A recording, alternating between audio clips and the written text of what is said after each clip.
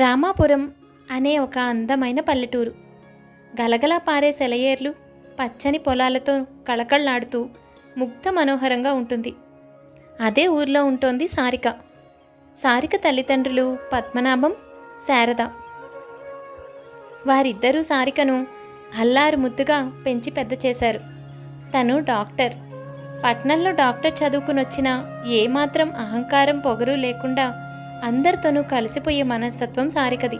తను పట్నం వెళ్ళి ఒక డాక్టర్గా సంపాదించగలిగే అవకాశం ఉన్నా కూడా తను ఈ పల్లెటూళ్ళలోనే ఒక చిన్న ఆసుపత్రి పెట్టుకుని పేదలందరికీ అతి తక్కువ ధరలకే వైద్యం చేస్తూ ఊర్లో చాలా మంచి పేరు తెచ్చుకుంది సారిక.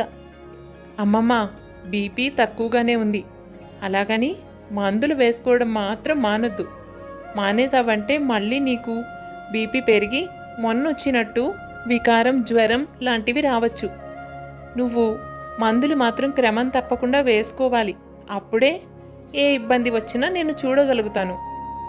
అలాగేనమ్మా, తప్పకుండా వేసుకుంటాను.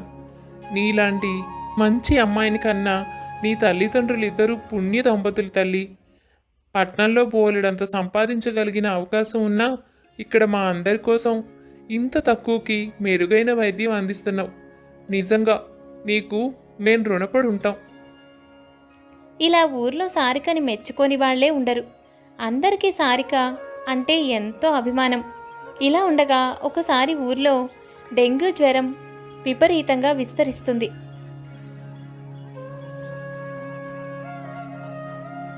సారిక, సారిక, చూడమ్మా, అబ్బాయి పొద్దున్నుంచి కళ్ళు తెరవడం లేదు. విపరీతమైన జ్వరం.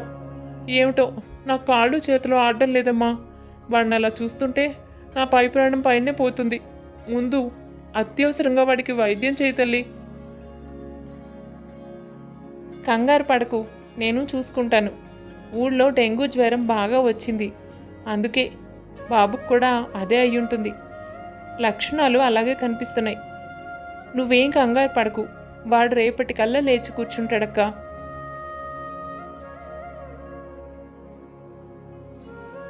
ఇంతలో ఆ ఊరి పెద్ద రామయ్య అక్కడికి వస్తాడు. అమ్మ సారిక, ఊరంతా డెంగ్యూ జ్వరం విపరీతంగా విస్తరించింది కదా. అందరూ ఇదే అవస్థ పడుతున్నారు. చాలా మంది అక్కడి నుంచి ఇక్కడ దాకా కనీసం రాను కూడా రాలేక ఇంట్లోనే నరకం చూస్తున్నారు. దీనికి ఏదో ఒక ఉపాయం ఆలోచించు తల్లి. ఊర్లో వాళ్ళందరూ ప్రమాదం బారిన పడకుండా నువ్వే కాపాడాలి. అంకుల్, నేను ఇప్పుడే నా ఫ్రెండ్స్ అందరికీ ఫోన్ చేస్తాను. వాళ్ళందరినీ ఇక్కడికి రమ్మంటాను. మన ఊరి చివరిలో ఒక వైద్య శిబిరం ఏర్పాటు చేయండి. అందరూ కలిస్తే ఈ ఊళ్ళో ఉన్న వాళ్ళందరికీ వైద్యం తొందరగా చేయొచ్చు. రామయ్య దానికి సరేనంటాడు. గ్రామం చివర్లో వైద్య శిబిరం ఏర్పాటు చేయడం జరుగుతుంది. సారిక స్నేహితులందరూ కలిసి ఊళ్ళో వాళ్ళందరికీ వైద్యం చేయడం ప్రారంభించారు. పగలనక రాత్రనక నిమిషం కూడా విశ్రాంతి తీసుకోకుండా గ్రామ ప్రజల కోసం వాళ్ళు ఎంతో కష్టపడతారు. సారిక కనీసం నిద్ర కూడా పోకుండా ప్రతి ఒక్కరిని కంటికి రెప్పలా జాగ్రత్తగా కాపాడుతూ అందరికీ వైద్యం చేస్తూ శ్రమిస్తోంది. 3 రోజులు గడిచాయి. గ్రామంలో ప్రజలందరూ డెంగ్యూ నుంచి బయటపడ్డారు. గౌరీ, సారిక, నువ్వు కానీ సమయానికి వైద్యం చేయకపోయింటే నా కొడుకు ఏమైపోయేవాడు. వాడిని అలా చూసేసరికి నాకు కళ్ళు తిరిగిపోయాయి. నీ దగ్గరకు పరిగెత్తుకుంటూ ఎలా వచ్చానో కూడా నాకే తెలియదమ్మా. నిజంగా ఇవాళ వాడు లేచి కూర్చున్నాడంటే దానికి నువ్వే కారణం. ఏం పర్లేదు గౌరక్క, నా బాధ్యత నేను నెరవేర్చాను. నేను చదువుకున్నదే మన ఊళ్ళో అందరికీ ఏ కష్టం రాకుండా వైద్యం అవసరమైనప్పుడు చేయడం కోసం. లేదమ్మా, నిజంగా నువ్వు చాలా కష్టపడ్డావు. 3 రోజుల నుంచి నువ్వు నీ స్నేహితులు ఈ ఊరిని కాపాడడానికి ఎంత కష్టపడ్డారో మేమందరం చూసాం. నిజంగా పక్క ఊరిలో కూడా డెంగ్యూ చాలా విపరీతంగా వ్యాపించిందని విన్నాను. కానీ నీలాంటి వాళ్ళు ప్రతి గ్రామంలోనూ ఉండాలిగా. మన గ్రామం చాలా తొందరగా దాని బారి నుండి బయటపడింది. ఇప్పుడు ఊరిలో ఎవ్వరికీ ఈ లక్షణాలు లేవు. నువ్వు చాలా మంచిదానివి. నీ స్నేహితులు నువ్వు చేసిన పనికి మన ఊరి తరపున మీ అందరికీ సన్మానం చేయాలనిపిస్తోంది. ఊరుకోండి రామయ్య అంకుల్, ఇంత చిన్నదానికి అంత పెద్ద పెద్ద మాటలు ఎందుకు? మేం చదువుకున్న చదువు అందరికీ ఉపయోగించినప్పుడు దానికి విలువే ఉంది. మేము ఇంత పని చేయగలిగినందుకు మాకే చాలా సంతోషంగా ఉంది. మీరు మళ్ళీ మమ్మల్ని సన్మానం అది ఇది అని ఇబ్బంది పెట్టొద్దు. అయినా ఊర్లోకి ఇలాంటివి రాకుండా ఉండాలంటే మనం కొన్ని జాగ్రత్తలు తీసుకోవాలి అంకుల్. వాటి గురించి రేపు ఒక చిన్న మీటింగ్ పెట్టి మాట్లాడుకుందాం. అలాంటివి చేయడం వలన ఊర్లో ఇటువంటి సమస్యలు ఎక్కువ రాకుండా ఉంటాయి. తర్వాత రోజు ఊరి పెద్దలందరితోనూ సారిక స్నేహితులు కలిసి కొన్ని సలహాలు ఇచ్చారు. దానిని పాటించడం వలన గ్రామంలో ఇలాంటి చిన్న చిన్న వైరల్ ఇన్ఫెక్షన్లు సమస్యలు రాకుండా గ్రామంలో అందరూ సంతోషంగా ఉండసాగారు. విషయాలన్నీ ఎప్పటికప్పుడు తెలుస్తున్న సారిక తల్లిదండ్రులు చాలా సంతోషపడ్డారు. చూడవే, నీ వల్లనే ఇవాళ ఊళ్ళో అందరూ మేమెక్కడ కనిపించినా, మేము ఒక చిన్న పని చేసుకోవడానికి బయటకు వెళ్ళినా కాలు కదపనివ్వకుండా మేం చేస్తామంటే మేం చేస్తామని మాకు సాయం చేస్తున్నారు. బంగారు తల్లివి నువ్విలా అందరికీ సాయం చేస్తూ కళకళ నవ్వుతూ తిరుగుతూ ఉంటే ఎంత సంతోషంగా ఉందో తెలుసా? నువ్వు చదివిన చదువుకి సార్థకత తీసుకువచ్చావు. అవును తల్లి, ఎవరు చూసినా నిన్ను పొగిడేవాళ్లే. మేమెక్కడ కనిపించినా దండం పెట్టి మీ అమ్మాయి ఇంత మంచిది అంత మంచిది అని చెప్పేవాళ్ళే. తల్లిదండ్రులుగా మాకింతకంటే సంతోషం ఏముంటుంది? నీలాంటి కూతురు మా కడుపున పుట్టినందుకు ఎంతో సంతోషంగా ఉంది. తల్లిదండ్రులు ఇంత మాట్లాడుతున్న సారిక మొహంలో సంతోషం కనిపించడం లేదు. సారిక తను చేసిన పని పట్ల సంతోషంగానే ఉంది. కానీ సారిక మనసులో మరొక బాధ తాగి ఉంది. ఇంతలో అక్కడికి వచ్చింది సారిక మేనత్త. ఈమె పేరు పార్వతమ్మ, పద్మనాభం చెల్లెలు. రా అత్తరా, చాలా రోజులైంది నేను చూసి. ఏంటత్త విశేషాలు? నా కోసం ఏం తెచ్చావు ఊరి నుంచి? మంచి సంబంధం తీసుకొచ్చానే. సారిక ఏమీ మాట్లాడకుండా లోపలికి వెళ్ళిపోయింది. అన్నయ్య, ఊళ్ళో అందరూ దీని గురించే మాట్లాడుకుంటున్నారు. ఇక్కడ ఇది చేసిన పని మా ఊరి దాకా పాకిందనుకో, అందరూ దీన్ని పొగిడేవాళ్లే. డాక్టర్ చదువుకున్నందుకు ఇది చేస్తున్న పనులు ఊళ్ళో ప్రతి ఒక్కళ్ళని ఆశ్చర్యపరుస్తున్నాయి. సరే, పట్నం వెళ్ళి ఏదో ఒక ఆసుపత్రి పెట్టుకుని లక్షలు లక్షలు సంపాదించవచ్చు. కానీ అదా పని చేయకుండా ఇక్కడే ఏదో 10కో 12కో వైద్యం చేస్తోందనుకో, ఆ సంగతి పక్కన పెడితే అందరూ అమ్మాయిని మెచ్చుకున్నందుకు నాకు చాలా సంతోషంగా ఉంది. సరే, ఆ సంగతి పక్కన పెడితే అందరూ సారికని మెచ్చుకుంటూ ఉంటే ఎంత సంతోషంగా ఉందో తెలుసా? మా ఊళ్ళో అందరికీ గొప్పగా చెప్పుకున్నాను, మా మేనకోడలే అని. దానికోసమని ఊరి నుంచి నా చేత్తో స్వయంగా చేసిన లడ్డూలు పూతరేకులు అన్నీ తీసుకొచ్చాను. ఏం లాభం? సంబంధం తెచ్చాను అనగానే మూతి ముడుచుకుని లోపలికి వెళ్ళిపోయింది. ఎన్నాళ్ళన్నయ్యా ఇది ఇలాగా? ఇప్పటికే 25 ఏళ్ళు నిండాయి. ఇకైనా దానికి పెళ్లి చేసే ఆలోచన మీకు కూడా లేదా? దాన్ని అలాగే వదిలేశారు. ఎప్పుడెప్పుడు దాని పెళ్లి చూస్తానా అని ఎదురు చూస్తున్నాను. నాకెలాగూ పిల్లలు లేరు. చిన్నప్పటి నుంచి దాన్ని నా కూతుర్లనే అనుకున్నాను. అదంటే నాకు ఎంత ఇష్టం. దాని పెళ్లి నా చేతులారా చేద్దామని ఆశపడుతున్నాను. నాకేమో ఎప్పుడే రోగం వచ్చి పడుతుందా అన్నట్టు ఉంది నా పరిస్థితి. దాని పెళ్లి చూడకుండానే నాకేదైనా ప్రమాదం జరిగితే ఏంటి దిక్కు? చాచా, పార్వతి, అవేం మాటలు? ఇంకా నీకేం వయసు అయిపోయిందని? అలాంటిదేమీ కాదు. నీ చేతులతోనే దానికి చక్కగా పెళ్లి చేస్తావు. కానీ సమయం పట్టేలా ఉంది, అంతే. దాని మనసులో పాతుకుపోయిన భావాలు అంత తేలిగ్గా బయటపడేలా అనిపించడం లేదు. నువ్వేంటి, మేమే ఎంతో కాలం నుంచి దాన్ని అడుగుతూనే ఉన్నాం. కానీ దాని నుండి ఎప్పుడు సమాధానం రాదు. అది ఎప్పుడు పెళ్లి ఊసెత్తినా ఏదో ఊహాలోకంలోకి, మనసులోని జ్ఞాపకాల్లోకి వెళ్ళిపోతుంది. దాని మనసులో పడిన ముద్ర లాంటిది. దాన్ని చెరిపివేయడం అంత తేలిక కాదనిపిస్తోంది పార్వతి. మాకు మాత్రం ఉండదా కూతురు పెళ్లి చేయాలని? ఏం చేస్తాం? అమ్మాయిని బలవంత పెట్టి ఇష్టం లేకుండా పెళ్లి చేయలేం కదా. అది ఇంత మంచి పనులు చేసి ఊళ్ళో అందరికీ సాయం చేస్తోంది. దాన్ని సంతోషంగా చూడటమే నాకు సంతోషం. ఇబ్బంది పెట్టి పెళ్ళి పెళ్ళి అని కంగారు పెడితే అది ఏం బాధపడినా దానికి నేనే బాధ్యుని అవుతాను. అలా ఏం కంగారు పడకనయ్యా. చిన్నపిల్ల ఎప్పుడో జరిగింది తలుచుకుని మనసులో అదే నిజం అన్నట్టు భావిస్తోంది. అందరి జీవితాలు ఒకేలా ఉంటాయా చెప్పు? నీకు మాత్రం తెలియనిదేముంది? మనందరం బతకట్లేదు. అది అనవసరంగా ఆలోచిస్తోంది. మీరే నెమ్మదిగా దానికి ఏదో ఒక విధంగా నచ్చ చెప్పాలి. నాకు తెలిసిన ఒక మంచి సంబంధం ఉంది. ఇప్పుడు నువ్వు భయపడుతున్నావు చూడు. ఎవరైనా ఎలా ఉంటే దానికి ఏం కష్టమైనా వస్తుందేమో అని. అసలు అలాంటి భయాలు ఏవీ అవసరం లేకుండా దాన్ని పువ్వుల్లో పెట్టి చూసుకుంటాడు ఆ అబ్బాయి. అంత మంచి సంబంధం, మంచి ఉద్యోగం, పోలెడంత ఆస్తి కూడాను. ఇది కాలు కింద పెట్టక్కర్లేదు. ఏ సేవ కావాలంటే ఆ సేవ చేసుకుంటూ హాయిగా ఉండొచ్చు. దీన్ని అడిగే వాళ్ళే లేరు. అత్తమామలు ఇక్కడ ఉండరు. వాళ్ళు పెద్ద కొడుకు దగ్గర అమెరికాలో ఉంటున్నారు. ఇక ఇది ఆడిందే ఆట, పాడిందే పాట. నా మాట విన్నానయ్యా. ఇలాంటి సంబంధం మళ్ళీ రాదు.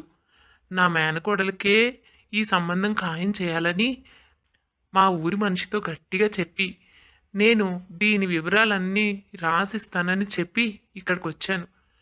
దీని వివరాలు, జాతకం అవన్నీ నాకు ఇస్తే వాళ్ళకిస్తాను. ఫోటో చూసి జాతకాలు నప్పితే చూసుకోవడానికి వస్తారు. ఈలోపు ఏదో ఒక విధంగా సారికని ఒప్పించండి అన్నయ్య. ఇంత మంచి సంబంధం మళ్ళీ దొరుకుతుందా? వదినా, నువ్వు అంటుంటే మాకు కూడా ఆశగానే ఉంది. నువ్వు బాగా తెలిసిన సంబంధం అంటున్నావు. అది సుఖంగా ఉండే చోటే ఇవ్వాలని మేము కోరుకుంటున్నాం. కానీ అసలు పెళ్లి మాట ఎత్తితేనే అది మొహం ముడుచుకొని 2 రోజుల దాకా మాతో ఎవరితోనూ మాట్లాడటం లేదు వదినా. ఇప్పుడు ఏకంగా పెళ్లి చూపులే అంటే ఇంట్లోంచి కూడా వెళ్ళిపోతుంది. దాన్ని చూస్తే మాకు భయం వేస్తోంది. అయినా అదంతా జరిగి ఎంతో కాలం కాలేదు కదా. ఎప్పుడో చిన్నతనంలో అంటే అనుకోవచ్చు. 3 ఏళ్ల క్రితం దాని జీవితంలో ఎప్పుడూ పడనంత బాధ అది పడింది. కారణాలు ఏవైనా కానీ ఆ సమయంలో దాని మనసు చాలా నలిగిపోయింది. అందుకే పెళ్ళి అనే మాటని కూడా అది దగ్గరికి రానివ్వడం లేదు. నీకు తెలుసా వదినా, కనీసం ఊళ్ళో ఎవరిదైనా పెళ్లి జరిగితే కూడా అక్కడికి అది రాదు. దాని పెళ్లి మాట పక్కన పెట్టు. ఎవరైనా పెళ్లికి పిలిస్తే నేనొక్కతిని వెళ్లాల్సిందే, కానీ అది నాతో రాను మాత్రం రాదు. ఎంత తెలిసిన వాళ్ళైనా సరే. ఇంక దాన్ని ఎలా మార్చాలో ఆ భగవంతుడికే తెలియాలి. అదేనమ్మా వచ్చిన సమస్య. పోనీలే, ఏదో 4 మంచి మాటలు చెప్పి దాన్ని ఎలాగోలా ఒప్పిద్దామని చూస్తే అదేమో లోపలికి వెళ్ళిపోయింది. సరేలే, నిదానంగా నేను మాట్లాడి చూస్తాను దాంతో. కానీ మీరు మాత్రం జాతకం అది సిద్ధం చేసి ఉంచండి. అది అవునన్నా కాదన్నా ముందు జాతకాలు అయితే చూపిద్దాం. అవి కలవాలి కదా. ఒకవేళ కలవకపోతే దానికి చెప్పాల్సిన అవసరమే లేదు. ముందు మనం ఆ పని చూద్దాం. అలా ఆలోచించుకున్న వాళ్ళు సారిక ఫోటోని, వివరాలని, జాతకం కూడా రాసి పార్వతితో పాటు పంపిస్తారు. తల్లిదండ్రులుగా వాళ్ళకు కూడా సారిక పెళ్లి చేసుకుని సంతోషంగా ఉండాలి, పిల్లా పాపలతో కళకళలాడుతూ ఉండాలన్న కోరుకుంటుందిగా. ఇక పార్వతి జాతకాలు వాళ్ళకి చూపించడం, జాతకాలు బాగా నప్పాయి, వివరాలు కూడా వాళ్ళకి బాగా నచ్చాయి అనడంతో వాళ్ళు పెళ్లి చూపులకు వస్తామని కబురు పంపిస్తారు. ఆ సంగతంతా ఫోన్ చేసి అన్నయ్య పద్మనాభంతో చెప్తుంది పార్వతి. పద్మనాభానికి సంతోషపడాలో బాధపడాలో అర్థం కాలేదు. ఇప్పుడు ఈ సంగతి కూతుర్తో చెప్పి పెళ్లి చూపులకు ఒప్పించడం ఎలా? పద్మనాభం చిక్కుల్లో పడ్డాడు. అది సంగతి. ఏం చేయాలో అర్థం కావట్లేదు శారద. దీనికి ఈ మాట చెప్తే ఇది ఏం చేస్తుందో అని భయం వేస్తోంది. ఎన్ని విధాలుగా నచ్చ చెప్దామని చూసినా దాని మనసులో ఆలోచనల్ని మనం మార్చలేకపోయాం. దాన్నంత ఇబ్బంది పెట్టి ఇప్పుడు అంత కంగారుగా పెళ్లి తీయడం అవసరమా అని నా మనసు నన్ను ప్రశ్నిస్తోంది. అలా అని మంచి సంబంధం వచ్చినప్పుడు వదులుకుంటే నిజంగా కూడా చెల్లి చెప్పినట్టు దానికి కూడా వయసు మీద పడింది కదా. పెళ్లి చేస్తే మనకి కూడా సంతోషంగా ఉంటుంది. ఎలాగోలా దానికి నచ్చ చెప్పడానికి ప్రయత్నించు. చూద్దాం ఆపై ఏం జరుగుతుందో. శారద తన మనసులో కూడా అదే ఉంది. ఇక పద్మనాభం చెప్పినట్టే ఆ రోజు రాత్రి సారికతో ఏదో ఒక విధంగా విషయం చెప్పాలని వెళ్ళింది. అమ్మా సారిక, నీతో ఒక ముఖ్యమైన విషయం మాట్లాడాలి. అంతకంటే ముందు నువ్వు నాకు మాట ఇవ్వాలి. నేను చెప్పింది విన్న తర్వాత నువ్వు ఎటువంటి తొందరపడి నిర్ణయాలు తీసుకోను అని. ఏ నిర్ణయం కూడా తీసుకొని మమ్మల్ని బాధ పెట్టకూడదు.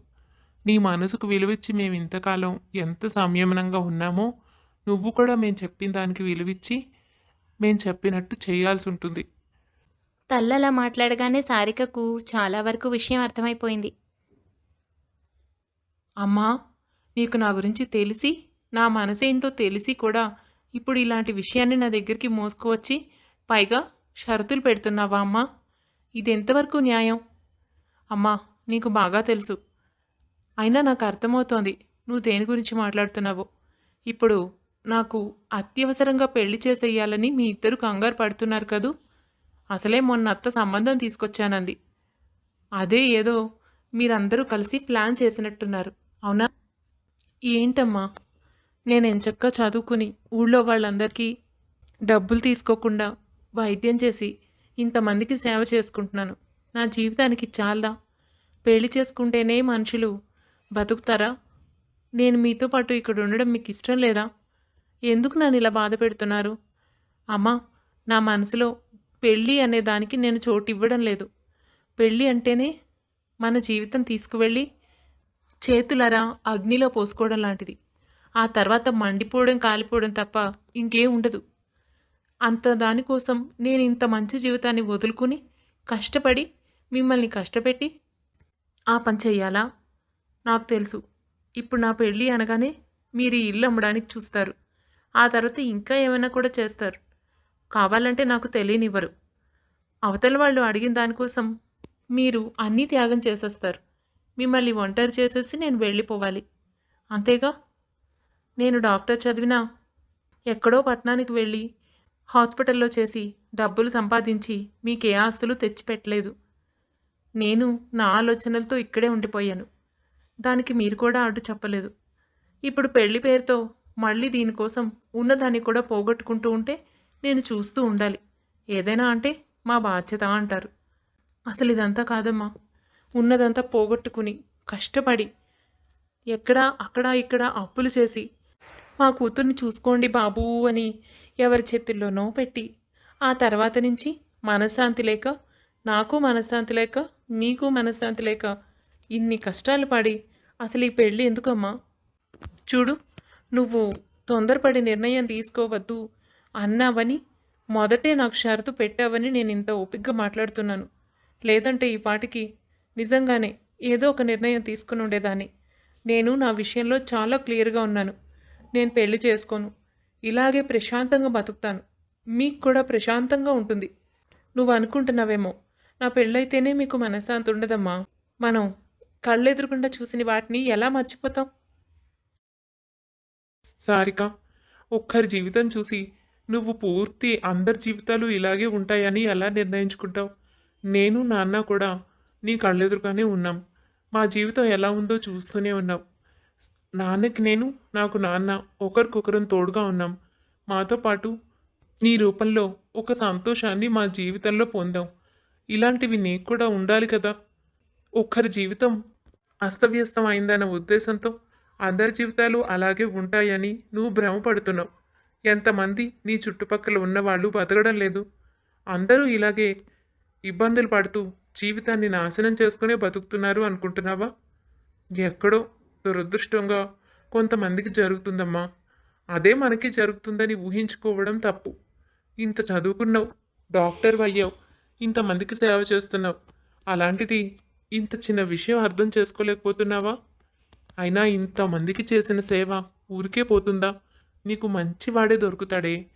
పుణ్యం చేసుకున్న దానికి పాపం ఎలా వస్తుంది చెప్పు? ఈ ఊరి వాళ్ళందరి దీవెనలు నీతో పాటు ఉంటాయి. నీకు జీవితంలో ఎటువంటి కష్టము రాదు. నాది హామీ. వద్దమ్మా, ఇలాంటివన్నీ చెప్పి నన్ను మార్చాలనుకోవద్దు. నేను ఎట్టి పరిస్థితుల్లోనూ దీనికి ఒప్పుకోలేను. సారిక, ఇప్పటిదాకా నేను నీకు మంచిగా చెప్పాను. నీ మనసు మార్చి నిన్ను ఒప్పించి పెళ్లి చేయాలన్న ఉద్దేశంతో. ఇప్పుడు నేను ఇంక నీకు గట్టిగా చెప్తున్నాను. నువ్వు ఏమనుకున్నా పర్వాలేదు. నన్ను నాన్నని తిట్టుకున్నా నేను బాధపడను.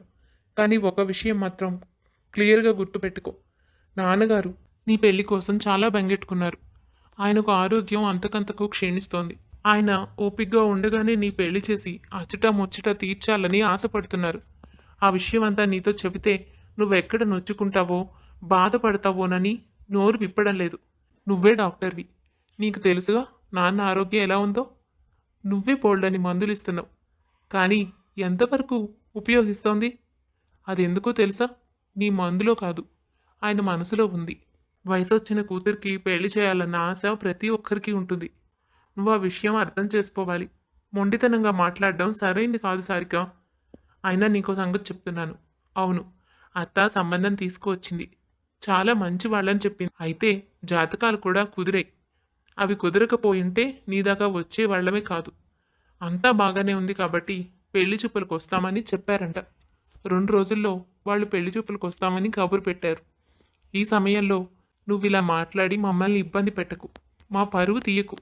నీ గురించే కాదు, మా గురించి కూడా నువ్వు ఆలోచించడం నేర్చుకోవాలి. ఎంతసేపు నీ ఉద్దేశంతోనే ఆలోచిస్తూ మమ్మల్ని ఎన్నాళ్ళు బాధ పెడతావు? ఒక పని చెయ్యి, పెళ్లి చూపులకు మాత్రం వచ్చి కూర్చో. వాళ్ళ చూడు, వాళ్ళతో మాట్లాడు. కావాలంటే నీకేమైనా షరతులుంటే చెప్పు. అలాంటిది ఏదైనా మేము కూడా నీ తరపున ఉండి వాళ్ళతో మాట్లాడతాం.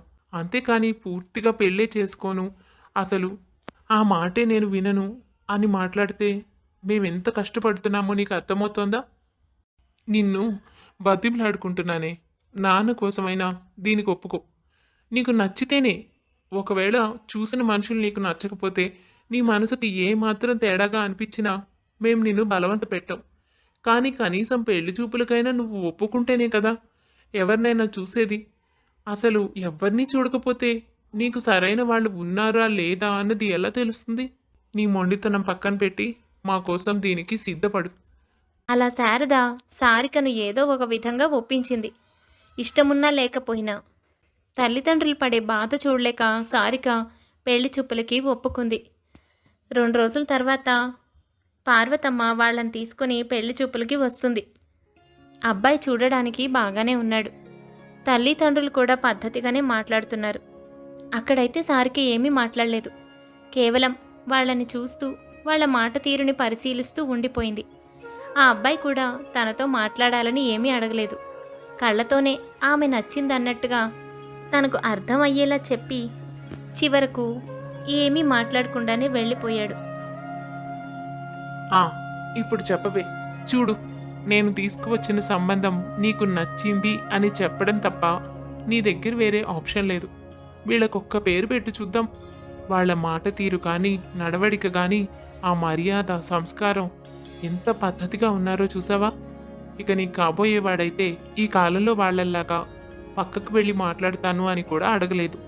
కనీసం పెద్దలున్నారని మర్యాద ఇచ్చాడు. అంతకంటే మంచి వాళ్ళు నీకెక్కడి నుంచి దొరుకుతారే? మీ అత్త ఎప్పుడు నీకు మేలే చేస్తుంది.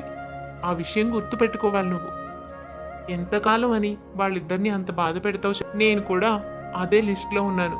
నీ పెళ్ళి ఎప్పుడు అవుతుందా, నా చేతులారా ఎప్పుడు చేద్దామా అని. మా కోసం ఒప్పుకోవే. నిజం చెప్పు, నీకు వీళ్ళలో ఏదైనా లోపం కనిపించిందా? అయినా నీ మనసులో ఏముందో చెప్పమని, నీకేదైనా షరతులుంటే వాళ్ళతో అడగమని, మేం కూడా నీకు తోడుగా ఉంటామని చెప్పాను కదే. ఎందుకు మౌనంగా కూర్చున్నావు? నీ మాట కాదని మేము అనమని చెప్పాను కదా. నీకు వాళ్ళు నచ్చలేదా? అసలు మాట్లాడాలనే అనిపించలేదా? అదేం కాదమ్మా, చూడ్డానికి బాగానే ఉన్నారు. ఆ అబ్బాయి కూడా హుందాగానే కనిపించాడు, కానీ నాకు మాట్లాడాలనిపించలేదు. నాకు పెళ్లి మీద మంచి అభిప్రాయం లేదమ్మా. ఈరోజు ఈ 10 నిమిషాలు కనిపించినట్టు తర్వాత మనుషులు ఉండరు. అందరి జీవితాల్లోనూ చాలా వరకు అదే జరిగింది. నువ్వు ఒక్కటే అనుకుంటున్నావు, కానీ నేను ఇలాంటివి చాలా విన్నాను. ఇది నీ కళ్ళ ముందు జరిగింది కాబట్టి ఇది ఒక్కటే నేను మనసులో పెట్టుకున్నాను అనుకుంటున్నావు. ఇలాంటివి నా స్నేహితురాల జీవితంలో ఎంతోమంది ఇలాంటి సమస్యలన్నీ నాకు చెప్పుకున్నారు తెలుసా. వాళ్ళందరూ రోజు నరకం చూస్తూ బతుకుతున్నారు. నేనెందుకు అలాంటి జీవితం అనుభవించాలి? అమ్మా, నీకు అదే గుర్తుంటుంది తప్ప సంతోషంగా ఉన్నాం, ఈ పెళ్లి చేసుకుని మా జీవితం బాగుపడింది అని చెప్పిన వాళ్ళు ఎవ్వరూ లేరా? నువ్వు చూసిన వాళ్ళల్లో వాళ్ళని నువ్వు పట్టించుకోవు, అంతేగా? సరే, ఇప్పుడు ఏమంటావు? వీళ్ళు నీకు నచ్చారా లేదా? ఏమంటావే? అబ్బాయి నీకు నచ్చాడా లేదా? చూస్తే సాంప్రదాయ కుటుంబంలా ఉంది. నీకేమనిపించింది? నీ నిర్ణయం దాటి ఏమీ చెయ్యము అని ముందే మాటిచ్చానుగా. చూద్దాంలే అమ్మా, ఇప్పుడే కంగారే ఉంది. ముందు నేను వాళ్ళకి నచ్చానో లేదో వాళ్ళు ఏం చెప్తారో సమాధానం రాని అప్పుడు ఆలోచిద్దాం. అది కూడా మీకోసం. నువ్వు నాన్న నా గురించి చాలా బాధపడుతున్నారు కాబట్టి మిమ్మల్ని ఇబ్బంది పెట్టడం ఇష్టం లేకనే ఈ పెళ్లి చూపులకి ఒప్పుకున్నాను. ఇక నేను పెళ్లి చేసుకుంటేనే మీకు మనశ్శాంతి అంటే నా ఆలోచనలని పక్కన పెట్టి మీకోసం ఏదైనా చేస్తాను. తల్లిదండ్రులుగా మిమ్మల్ని చూసుకోవాల్సిన బాధ్యత నాది కాబట్టి ఇష్టపడి మాత్రం ఎప్పటికీ చేయలేను. అలా సారిక తన మనసులో మాట చెప్పేసింది. ఇదిలా ఉండగా సంపత్ వాళ్ళ ఇంట్లో అమ్మాయి బాగుంది కదరా, ఫోటోలో కంటే నిజంగానే ఇంకా బాగుంది. నీకేమనిపించింది? నువ్వేదో ఆ అమ్మాయితో కాస్త పర్సనల్గా మాట్లాడి విషయాలని కనుక్కుంటావేమో అనుకున్నాను. నువ్వెందుకో సైలెంట్గా ఉండి వచ్చేసావు. ఏంటి ఈ విషయం? అమ్మాయి నచ్చలేదా? చాచా, అదేం కాదమ్మా, తను నాకు బాగా నచ్చింది. ఫోటోలో చూసినప్పుడే నేను తన్ని నిజంగానే ఇష్టపడ్డాను. నువ్వన్నట్టు రియల్గా చూడటానికి ఇంకా బాగుంది. కాకపోతే ఆమెతో నేను పర్సనల్గా మాట్లాడలేదు. ఎందుకంటే వాళ్ళ నాన్నగారు నాతో తను రాకముందే కొన్ని విషయాలు మాట్లాడారు కదా, వాటి గురించే నేను చెప్దామనుకుంటున్నాను. నువ్వే అడిగావు. తనకి పెళ్లి చేసుకోవడం అంటే ఇష్టం లేదుట. ఆమెను బలవంతంగా పెళ్లి చూపులకు ఒప్పించి కూర్చోబెట్టారు. తన ఆ ఊర్లో పెద్ద డాక్టర్, అంతకు మించి చాలా మంచి డాక్టర్ కూడా. ఎన్నో సేవలు చేసింది. మనకు కూడా అదంతా తెలిసిన విషయమే కదా. అయితే ఆమె మనసులో పడ్డ కొన్ని భావాల వలన పెళ్లి చేసుకోవాలన్న ఉద్దేశం తనకి లేదు. తల్లిదండ్రులు ఏమైపోతారు అన్న ఉద్దేశంతోనే వాళ్ళ బాధను చూడలేక పెళ్లి చూపులకి ఒప్పుకుంది. చూసావుగా, పెళ్లి చూపుల్లో కూడా స్టెథోస్కోప్ పెట్టుకుని మన ముందుకు ఎలా వచ్చిందో. నిజమేరా, నేను అనుకున్నాను అదేమిటి అమ్మాయి చీర కట్టుకు రాలేదేమిటా అని. సరేలే, ఏమో ఈ కాలం పిల్లల ఆలోచనలు ఎలా ఉన్నాయో అని అడిగితే బాగుండదని ఊరుకున్నాను. ఇదా కారణం? అవునమ్మా, అందుకే తన తల్లిదండ్రులు కూడా తనను బలవంతం పెట్టి ఏమీ చేయించకుండా అలాగే తీసుకువచ్చారు. ఏదో కారణం వలన తను ఈ విధంగా నిర్ణయం తీసుకుంది. మరి ఏం చేద్దాం ఇప్పుడు? ఏముంది, ఆ కారణం ఏమిటో వాళ్ళిద్దరూ నాతో చెప్పడానికి మొహమాట పడ్డారు. కానీ నేనే తనతో కాస్త పరిచయం పెంచుకొని మాట్లాడి కారణం కనుక్కొని ఆమెకు దగ్గర అవుదామని ఆలోచిస్తున్నాను. అమ్మాయి మనకు నచ్చినప్పుడు ఎలాగో అలా మన దారికి తెచ్చుకుంటే బాగుంటుంది కదా. నిన్ను అడుగుదాం అనుకునే లోపు నువ్వు కూడా తను నచ్చిందని చెప్తున్నావు. మరి ఇంతకంటే ఇంకేం కావాలమ్మా? తనతో మాట్లాడి చూస్తాను. తనకు పెళ్ళి అంటే విముఖత ఎందుకు కలిగిందో కనుక్కొని తన మనసు మారేలా చేస్తాను. అప్పుడే ముహూర్తాలు పెట్టుకుందాం. ఒకవేళ తను కన్విన్స్ అవ్వకపోతే అప్పుడు ఆలోచిద్దాం. ఏమంటావమ్మా? నాన్న మీరేమంటారు? సంపత్ తల్లిదండ్రులు కూడా తన ఆలోచనతో ఏకీభవించారు. వాళ్ళకు కూడా ఆ కుటుంబం, సారిక అందరూ బాగా నచ్చారు.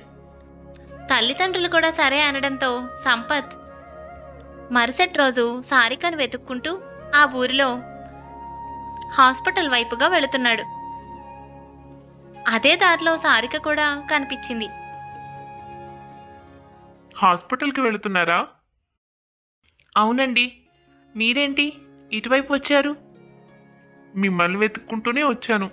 ఈ సమయానికి ఆసుపత్రికి వెళుతూ ఉంటారేమో, కలుద్దామని. ఏంటి, నన్నెందుకు మీరు కలవడం? నాతో ఏం పని?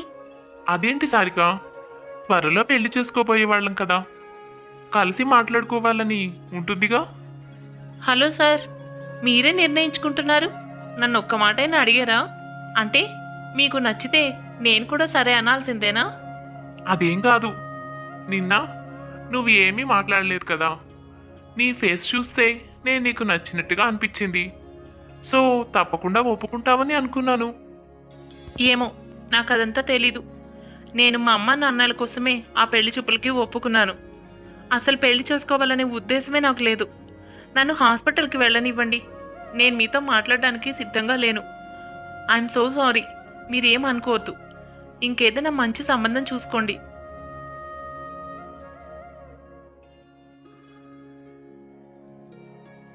ఆ మరుసటి రోజు సంపత్ ఆసుపత్రికే వెళ్ళాడు.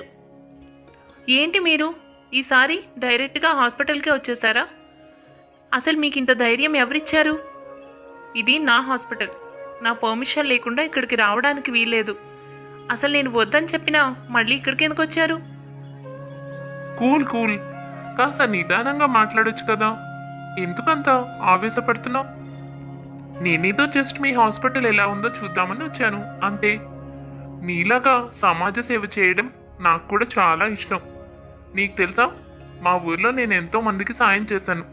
కావాలంటే ఒకసారి మా ఊరు వచ్చి నా గురించిన వివరాలు కనుక్కోవచ్చుగా. నీకెందుకు పెళ్లి మీద మంచి అభిప్రాయం లేదు? ఇంకో మంచి సంబంధం చూసుకోమని చెప్తున్నావు. ఏ, నేను నిన్ను చేసుకోకూడదా? నేను మీకు తగనండి. మీరు చూస్తే మంచి అబ్బాయిలాగానే కనిపిస్తున్నారు, కానీ నాకు మాత్రం ఒక బంధంలోకి వెళ్ళే ఓపిక, ఉద్దేశం రెండూ లేవు. మా అమ్మ నాన్నల కోసమే ఒప్పుకున్నాను. అలా అయితే పెళ్లి కూడా మీ అమ్మ నాన్నల కోసమే చేసుకుంటావా? తప్పకపోతే అలాగే చేస్తాను. వాళ్ళకి నేను పెళ్లి చేసుకుంటేనే సంతోషం అంట. మరి నాకైతే పెళ్లి చేసుకోవడం ఏమాత్రం ఇష్టం లేదు. అందుకే మీ తప్పేమీ లేకపోయినా మీతో కొంచెం కఠినంగా మాట్లాడాల్సి వస్తుంది. చూడండి, ఒకవేళ వాళ్ళ బలవంతం మీద నేను మిమ్మల్ని పెళ్లి చేసుకున్నా కూడా నేనైతే మిమ్మల్ని సంతోషంగా ఉంచలేను. అయినా మీ మగవాళ్ళ బుద్ధి నాకు బాగా తెలుసు. ఇప్పుడు ఇలాగే మాట్లాడతారు. ఇప్పుడు మీ ముఖం చాలా అమాయకంగా, ఎంతో ప్రేమగా కనిపిస్తోంది. పెళ్ళైన తర్వాత ఇలా ఉండదు. అందులో యాంగిల్స్ అన్నీ మారిపోతాయి. నాకు బాగా తెలుసు. నేను ఇప్పుడు చాలా హ్యాపీగా ఉన్నాను. నా జీవితాన్ని తీసుకువెళ్ళి మీలాంటి వాళ్ళ చేతుల్లో పెట్టి నాశనం చేసుకోవడం నాకు ఇష్టం లేదు. ఇప్పుడు నాకేం లోటు? నా ఇష్టమైనట్టు నేను జీవిస్తున్నాను. పెళ్ళయ్యాక నా ఇష్టాలన్నీ వదులుకుని చంపుకుని బతకాలి, అంతేగా? మీ కట్టుబాట్లకి, మీ పద్ధతులకి నన్ను నేను మార్చుకోవాలి. రేపొద్దున్న నా హాస్పిటల్కి వెళ్ళొద్దు అంటే మానేయాలి. ఇంకా ఎన్ని చెప్తారో ఆ దేవుడికే ఎరుగు. అయ్యో సారిక, నువ్వు అపార్థం చేసుకుంటున్నావు. నేను అలా ఏమాత్రం నీకు అడ్డు పెట్టను. చూడు, మా అమ్మ నాన్న అసలు మనతో పాటే ఉండరు. ఒకవేళ ఉన్నా నిన్ను ఏమీ ఇబ్బంది పెట్టరు. వాళ్ళకు కూడా నువ్వు చాలా బాగా నచ్చావు. మా అమ్మ ఏదో ఒక విధంగా నిన్నే ఇంటి కోడల్ని చేసుకోవాలి అనుకుంటోంది. అయినా వాళ్ళు మా అన్నయ్య దగ్గర అమెరికాలో ఉంటున్నారు. వాళ్ళు ఇక్కడికి వద్దామన్న ఉద్దేశంలో కూడా లేరు. అలాంటప్పుడు నిన్నేమి ఇబ్బంది పెడతారు చెప్పు? ఇంకా నా సంగతి అంటావా? చెప్పానుగా, నాకు కూడా సమాజ సేవ అంటే చాలా ఇష్టం. నీకు కావాలంటే నువ్వు రోజు హాస్పిటల్కి వచ్చి నీ పనులన్నీ ముగించుకుని ఇంటికి చేరుకో. నిన్ను అడిగేవాళ్ళే ఉండరు. మా అమ్మ నాన్న ఇక్కడికి వచ్చేసినా నిన్ను అడగరు. వాళ్లకు నీలాంటి అమ్మాయి అంటే చాలా ఇష్టం. నువ్వు అంటున్నావు ఎన్నో జీవితాలు చూశానని, కానీ అందరి జీవితాలు ఎప్పుడూ ఒకేలా ఉండవు. నువ్వు ఊహించినట్టుగా మేము ఉండము. ఎందుకు ఆ విషయం ఆలోచించకూడదు? సారిక దగ్గర సమాధానం లేదు. సంపత్ గారు, ప్లీజ్, నేను ఆలోచించి చెప్తాను. ఎనీవేస్, మా అమ్మ నాన్న ఈ సంబంధం కుదిరిపోయినట్టే అన్న ఉద్దేశంలో ఉన్నారని నాకు చాలా బాగా తెలుసు. ఇప్పుడు మీ మాటల్ని బట్టి చూస్తుంటే మీకు, మీ కుటుంబానికి కూడా ఈ సంబంధం నచ్చిందనమాట. అయితే నేను ఒక్కదాన్ని ఇప్పుడు ఏమీ చేయలేను. ఎలా జరిగితే అలా జరుగుతుంది. ఇప్పటికైతే మా అమ్మ నాన్నలకి ఇదే సంతోషం అంటున్నారు కాబట్టి నేను వాళ్ళ కోసం ఈ పెళ్ళికి ఒప్పుకోక తప్పదు. కానీ మీరు ఇలా వచ్చి నాతో మాట్లాడి నన్ను ఇబ్బంది పెట్టకండి. ఎలాగైనా పెద్దవాళ్ళిద్దరూ నిర్ణయించుకుని తర్వాత కార్యక్రమాలన్నీ చూస్తారుగా. నిన్ను ఇబ్బంది పెట్టాలని రావడం లేదు. నీ మనసు తెలుసుకుందామని వచ్చాను. సారిక, నేను నిన్ను ఇబ్బంది పెట్టో బలవంతం పెట్టో పెళ్లి చేసుకోవాలని అనుకోవడం లేదు.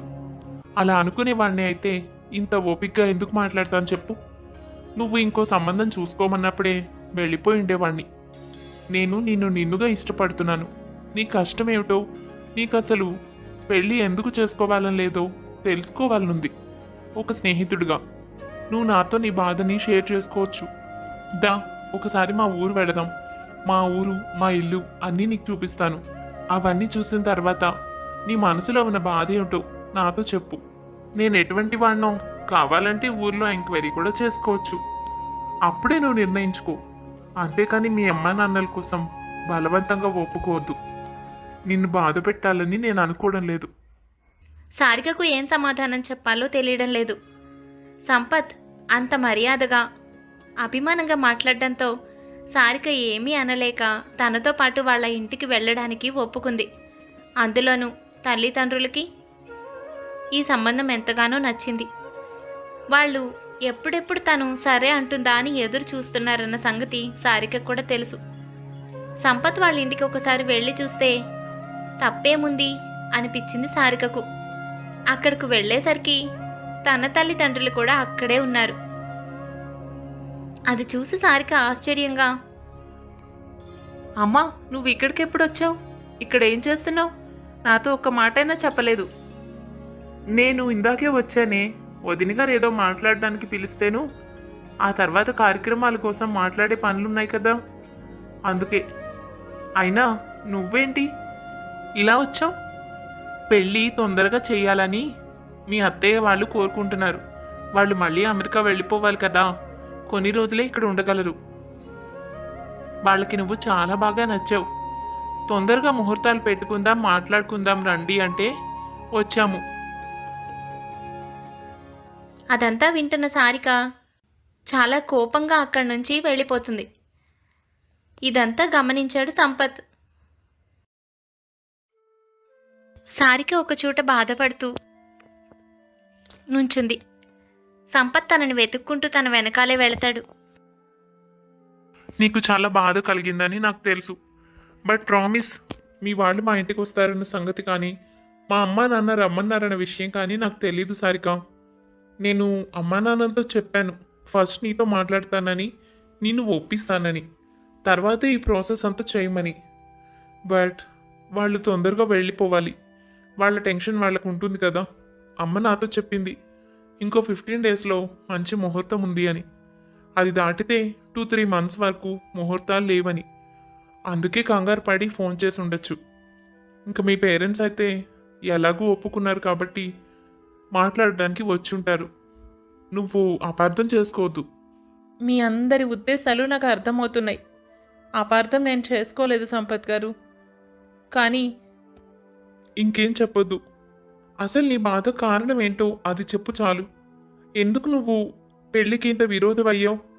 ఇంత అందంగా ఉన్నావు, ఎంతో మంచి మనసుంది, అతి తక్కువ ధరలకే వైద్యాన్ని అందిస్తూ హాస్పిటల్ని రన్ చేస్తున్నావు. ఇంత మంచి అమ్మాయివి, తెలివిగల దానివి. ఎందుకు నీ జీవితంలోకి ఒక బంధాన్ని ఆహ్వానించడానికి ఇష్టపడడం లేదు? ఎవరి జీవితమో చూసి నీ జీవితం నాశనం చేసుకోవాలని అనుకుంటున్నావా? అసలు నీ బాధ ఏమిటో ఒక స్నేహితుడు అనుకున్న నాతో చెప్పొచ్చుగా. ఎవరి జీవితమో కాదు, నేను నా సొంత అక్కలా భావించిన భార్గవి అక్క జీవితం. తన జీవితం చూసిన తర్వాత జీవితంలో అన్నింటికంటే పెద్ద తప్పు ఒక ఆడపిల్ల చెయ్యకూడదు, అదే పెళ్లి చేసుకోవడం అనిపించింది. మీకు తెలుసా తను ఎంత మంచిదో? ఊళ్ళో ఎంతో మందికి సహాయం చేసేది, బాగా చదువుకుంది, నన్ను సొంత చెల్లెల్లా ఎంతో ప్రేమగా చూసుకునేది సంపత్ గారు. మా పక్కింట్లో ఉంటున్నారన్న మాటే కానీ వాళ్ళెప్పుడూ నన్ను సొంత కూతుర్లా చూసుకునేవారు. మా అమ్మ నాన్న ఇద్దరూ ఉద్యోగాలు చేసే సమయంలో నన్ను మా అమ్మ వచ్చేదాకా తనే కంటికి రెప్పలా ఒక విధంగా తల్లిలా ఒక అక్కలా నన్ను చూసుకుంది. నేను తనకి చాలా అటాచ్డ్గా ఉండేదాన్ని. ఒక్కొక్కసారి వాళ్ళింట్లోనే ఉండిపోయేదాన్ని. అంత ప్రేమ తనంటే నాకు.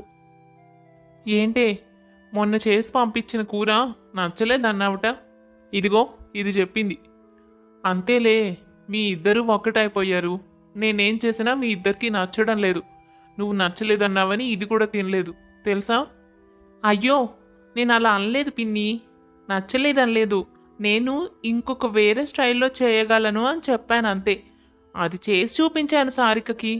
అప్పుడు అది నాకు ఈ విధంగానే నచ్చింది అని చెప్పింది అంతే. నువ్వు చేసిన వంటకి వంక పెడతానా పిన్ని? నువ్వు పెట్టవు. ఇదిగో ఇది ఉందిగా, నేను ఏం వండినా మా భార్గవక్కైతే ఇలా చేస్తుంది, తను చేస్తే ఇంత బాగుంటుంది అంత బాగుంటుంది అని నేను ఏం చేసినా ఇష్టంగా తినడం లేదు తెలుసా. నువ్వు దీనికి బాగా అలవాటు చేసేసావు. అంతేకాదు మాకంటే ఎక్కువగా గారం కూడా చేసావు. ఇలా అయితే ఎలా? ఇంకొన్నాళ్ళు అయ్యాక నువ్వు పెళ్ళై వెళ్ళిపోతావు. అప్పుడు ఇదేం చేస్తుంది? ఏంటమ్మా నువ్వు అనేది? అప్పుడే అక్కకి పెళ్ళేంటి? అప్పుడే ఏంటే, వాళ్ళమ్మ నాతో చెప్పింది సంబంధాలు చూస్తున్నారని, ఇంకో 2 రోజుల్లోనే పెళ్లి చూపులకు వస్తున్నారని. ఆ పెళ్లి చూపుల సంబంధం ఖాయమైందంటే ఇంక మీ అక్కకు పెళ్ళై వెళ్ళిపోతుంది. అప్పుడేం చేస్తావు?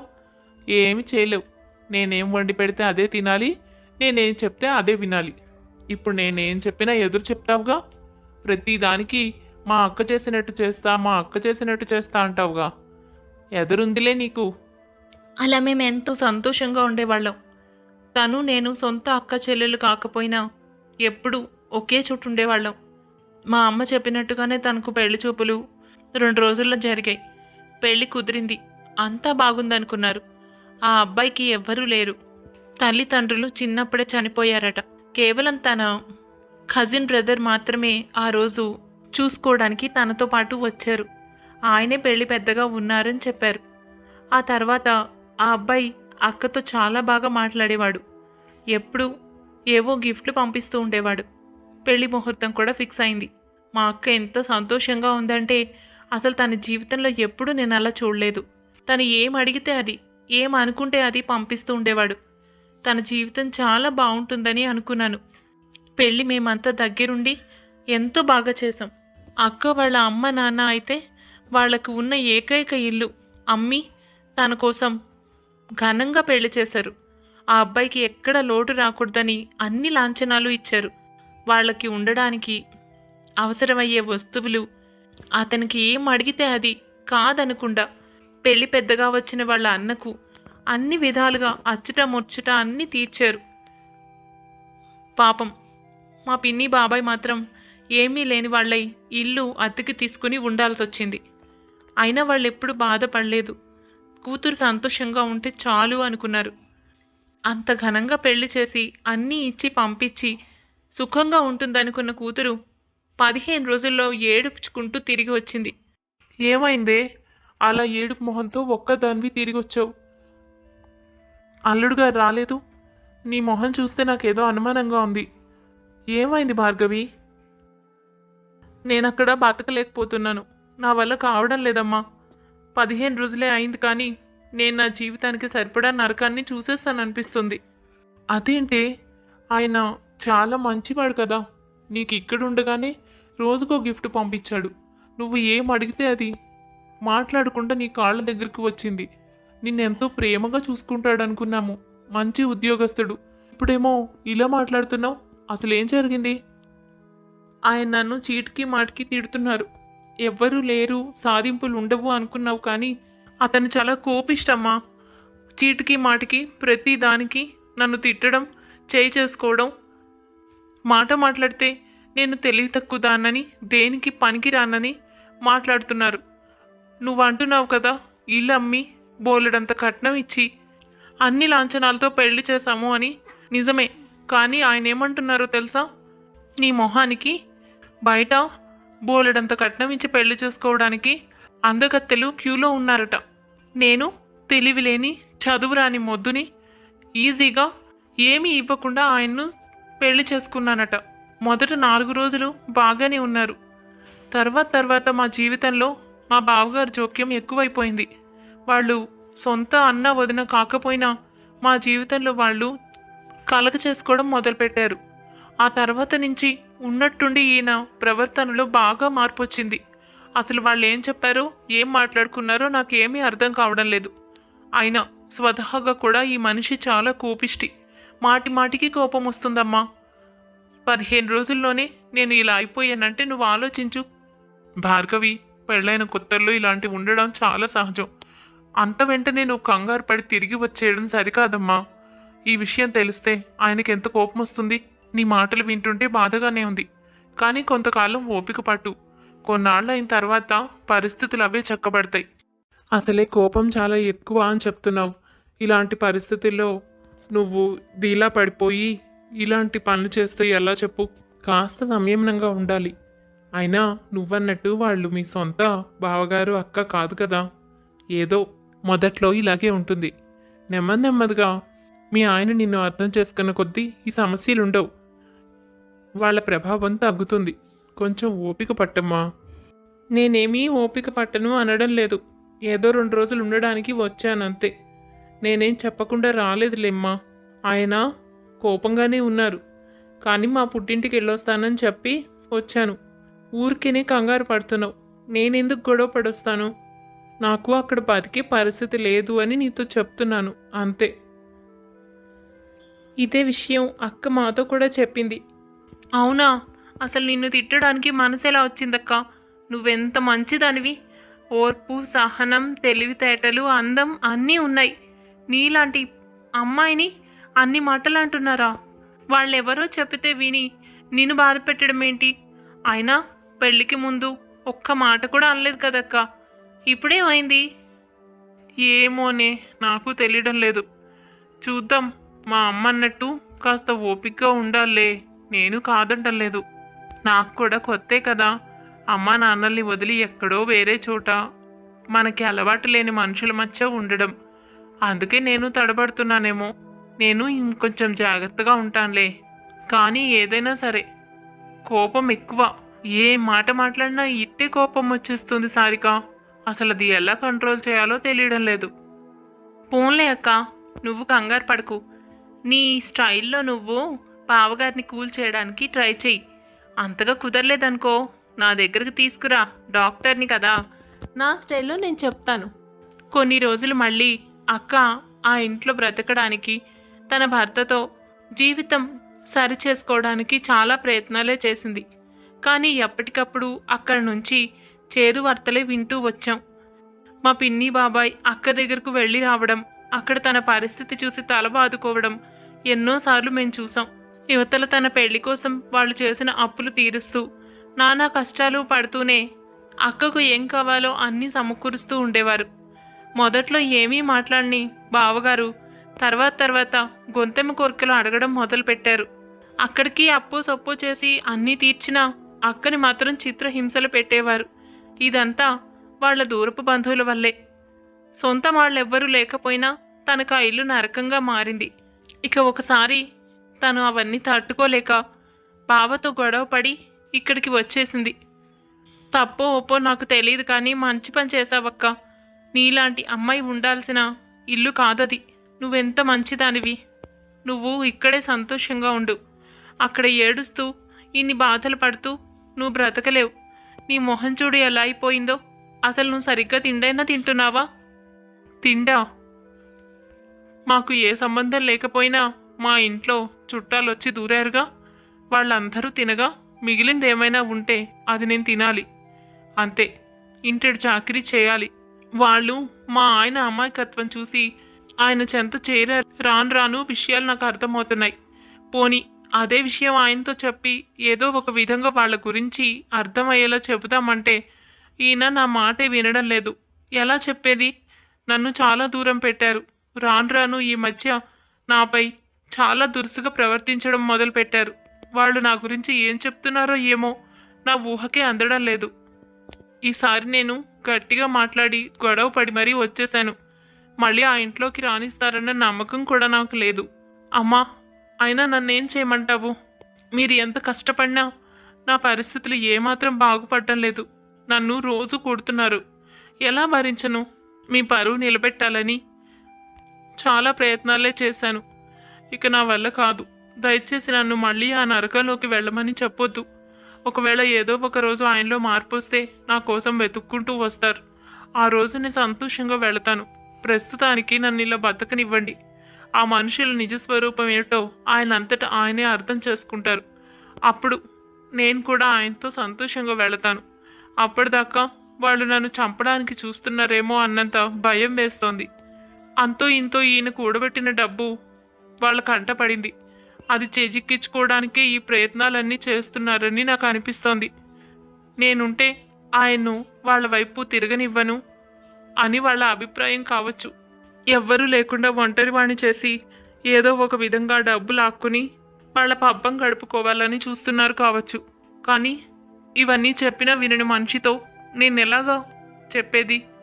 ప్రపంచం ఏమంటుంది, సమాజం ఏమంటుంది అనే ఆలోచనలు చెయ్యకుండా నేను చెప్పేది నమ్మండి. నా పరిస్థితి ఒక్కసారి ఆలోచించండి. మీరు ఎన్నిసార్లు నన్ను అక్కడికి వచ్చినప్పుడు చూడలేదు? నా అవతారం, నా వాలకం, జీవితం ఎలా ఉన్నాయో. ఒక్క పూట భోజనం దాకా పక్కన పెట్టండి, మీకు కాఫీ అయినా ఇచ్చానా? మీరు ఇంటికి వస్తే ఆదరంగా ఒక్క పూటైనా చూసుకోగలిగానా? ఏదో బయట వ్యక్తులు వచ్చినట్టు బయటే నిలబడి బయట నుంచే వెళ్ళిపోయేవారు. ఎందుకమ్మా ఇటువంటి దుస్థితి మనకి? నేను మీకు భారమా? ఆయన ఎప్పటికీ మారకపోతే నేను ఇలాగే ఇక్కడే ఉండిపోతాను. ప్లీజ్.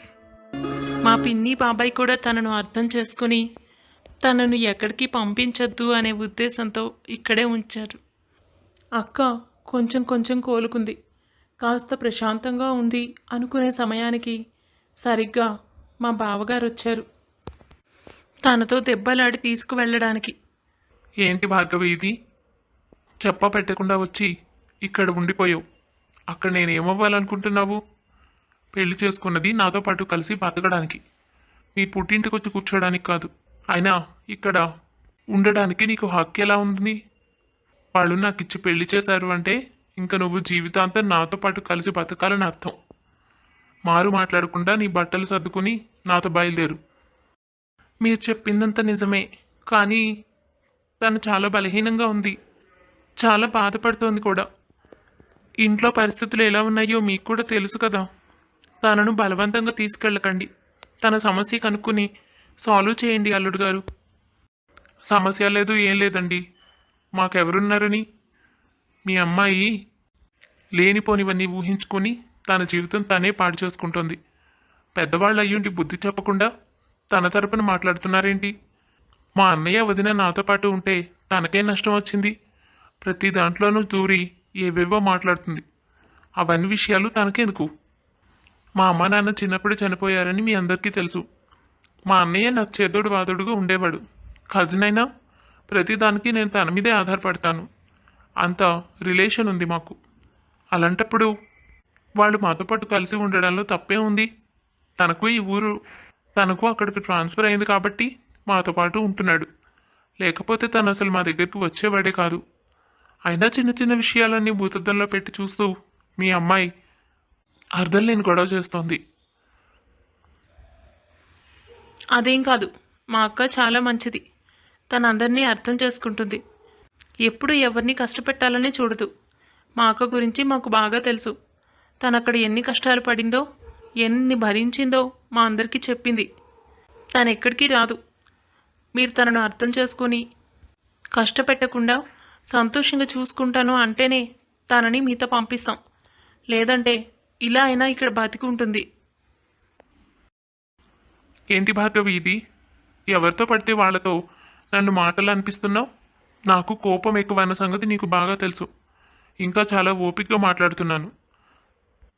ఇప్పటికిప్పుడు బయలుదేరి నువ్వు రాకపోయావంటే నాలో వేరే కోణాన్ని చూడాల్సి వస్తుంది. అయినా నీకేం కష్టం వచ్చిందని వీళ్ళందరితో నువ్వేం చెప్పుకున్నావు? నీకు ఏదైనా సమస్య వస్తే నాతో చెప్పాలి, అంతేకాని అందరి ముందు చెప్పి నన్ను అల్లరిపాలు చేస్తావా? మీతో నేను చాలాసార్లు చెప్పాను, కానీ మీరు నా మాట వినిపించుకోవడం లేదు.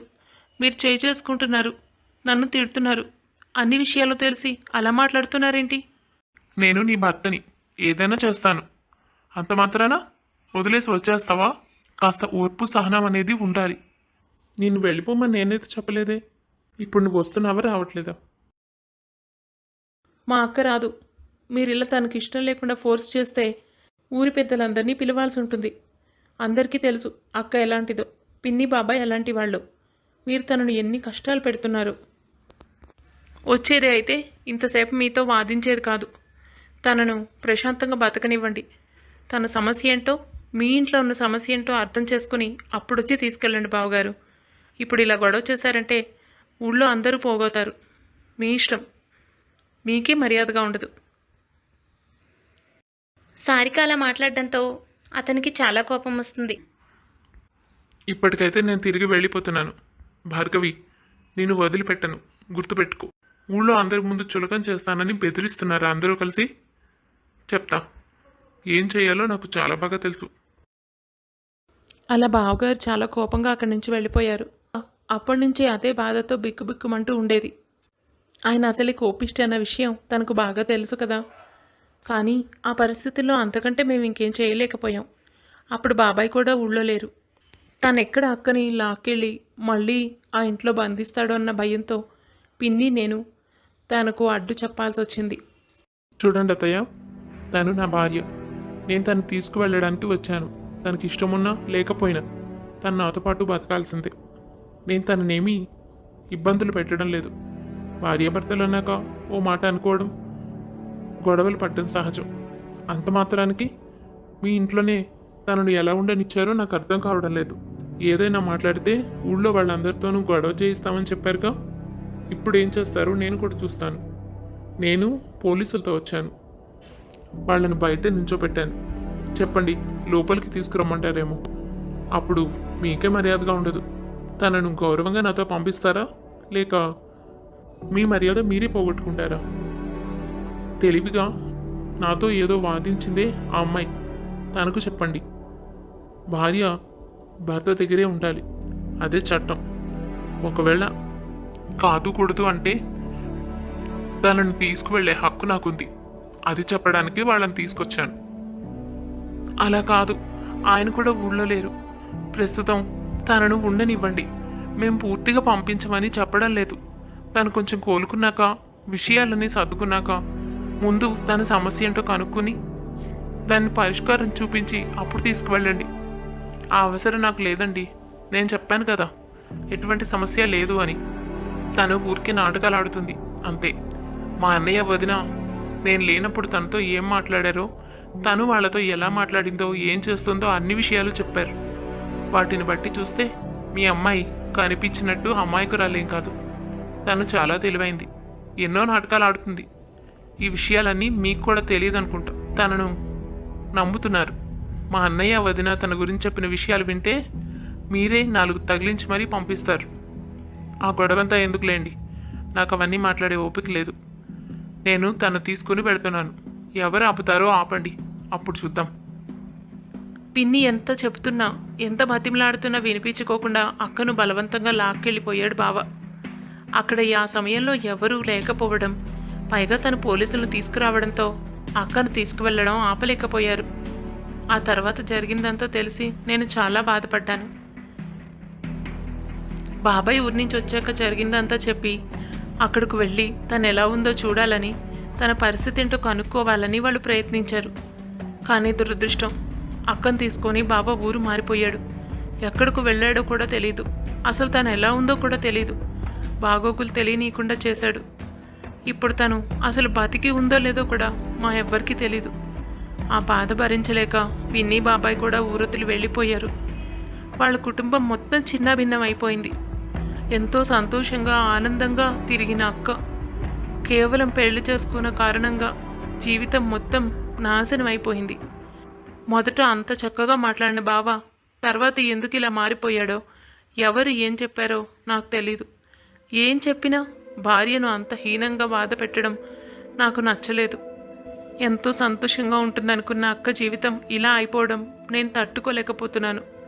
అది నా మనసు నుండి తీసివేయడం నా వల్ల కావడం లేదు. అందుకే పెళ్ళనేది చేసుకోకూడదు అనిపించింది. మీరు మంచివారే అయ్యుండొచ్చు, కానీ నా మనసులో దాని మీద ఏర్పడిన భయం, బాధ అలాగే ఉండిపోయాయి.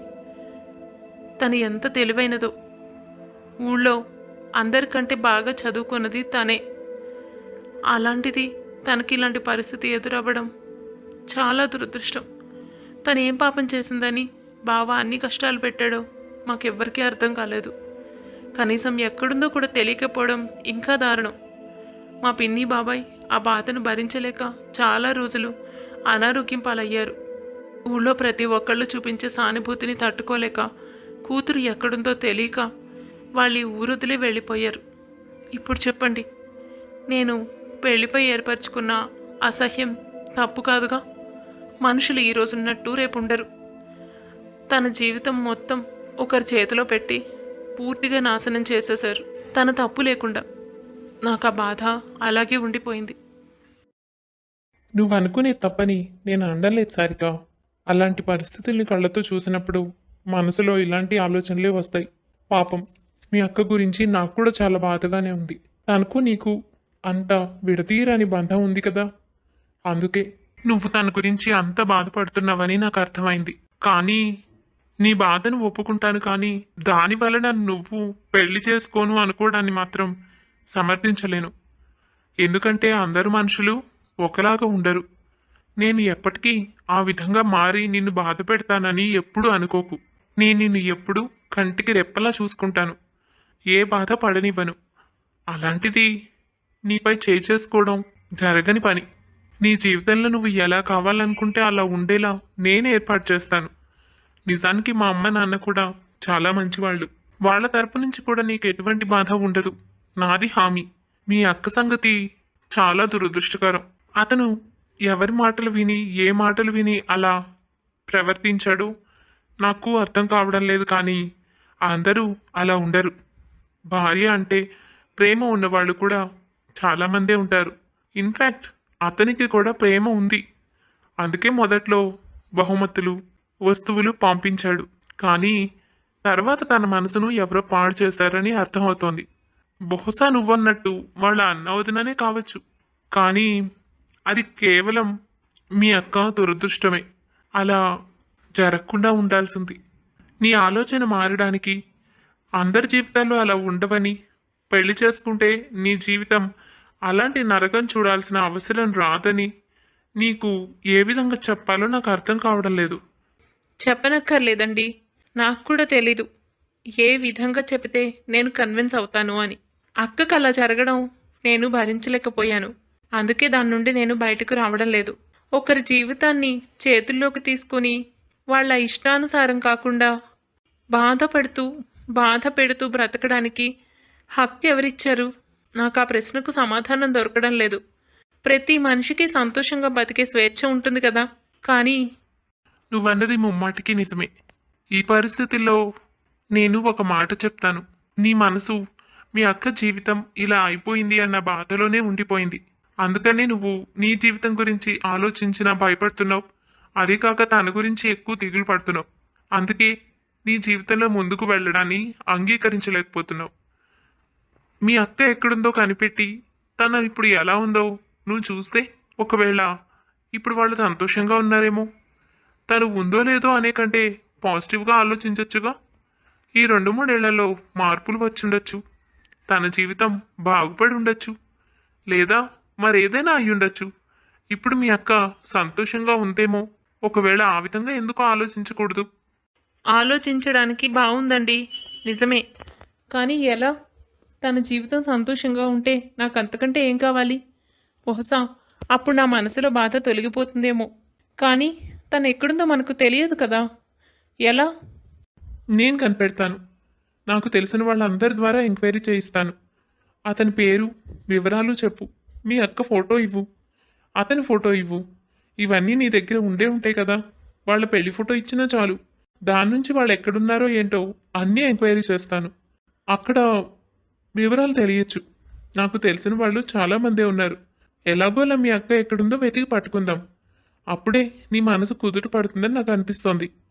ఆ తర్వాత కూడా నువ్వు ఏ నిర్ణయం తీసుకున్నా దానికి కట్టుబడే ఉంటాను. ఈలోపు నా గురించి కూడా నువ్వు కొంత తెలుసుకోవచ్చు. ఈ విధంగా ఇద్దరం కలిసి మీ అక్కను వెతికి పట్టుకుందాం. ఇప్పుడు సంతోషమేనా? నిజంగా అలాంటి అవకాశం ఉంటే నాకు చాలా సంతోషం. తను ఎక్కడుందో వెతికి పట్టుకుని నిజంగా మీరన్నట్టు హ్యాపీగా ఉంటే నాకు అంతకంటే ఏం కావాలి?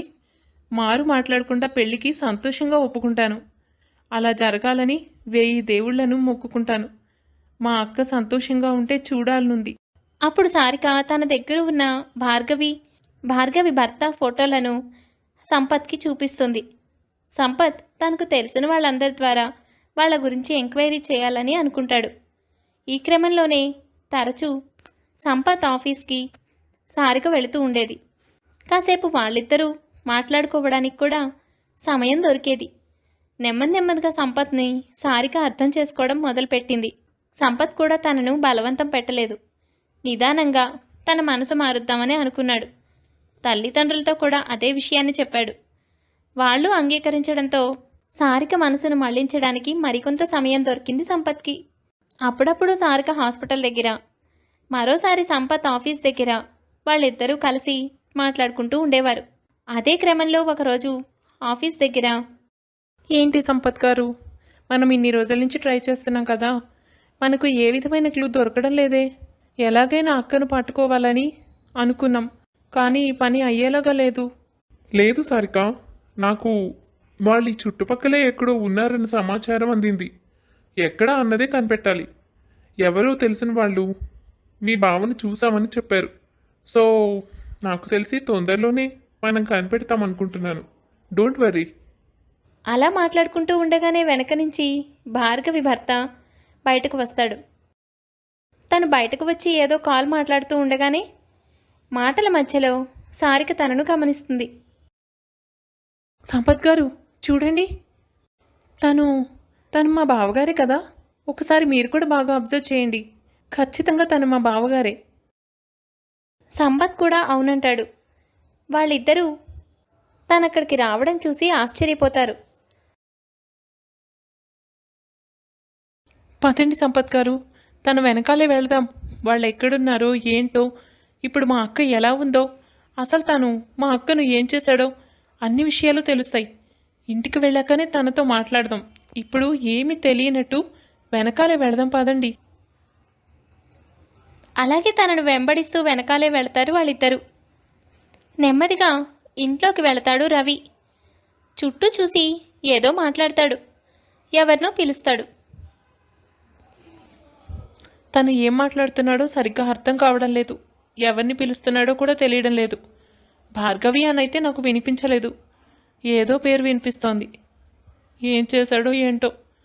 మా అక్కని ఏదైనా చేసి ఇంకో పెళ్లి చేసుకున్నాడంటారా? చేసుకుంటాడు. అసలైనా ఇతను మీ ఆఫీస్కి ఎందుకు వచ్చాడు? మీకు ఏం తెలీదా? సారిక, ముందు నువ్వు కంగారు పడకు. అసలు లోపల తను ఏం మాట్లాడుతున్నాడో కూడా తెలియకుండా నువ్వెందుకు లేనిపోని ఊహించుకుంటావు?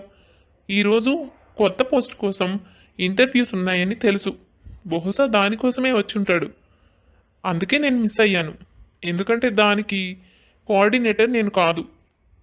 మేబీ చాలామంది ఉన్నారు కదా, నేను తనని చూసుండకపోవచ్చు. నెమ్మదిగా లోపలికి వెళదాం. అతను లోపలికి వెళ్ళినట్టున్నాడు. లోపల పరిశీలించాక పిలిచి మాట్లాడదాం. ఇక్కడి దాకా వచ్చాక విషయం దాచేదేముంది? అలా వాళ్ళిద్దరూ లోపలికి అడుగు పెడతారు.